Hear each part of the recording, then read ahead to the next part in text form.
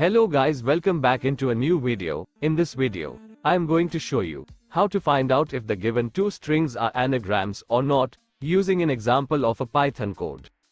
So watch the full video, and if you are new in this channel then please consider to subscribe, like and share for more informative contents. To determine if two strings are anagrams of each other, you can follow these steps.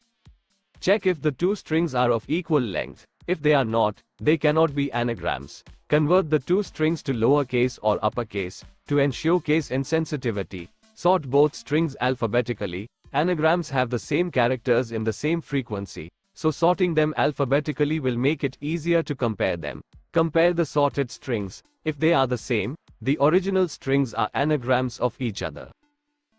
Here is a sample of Python code to check if two strings are anagrams.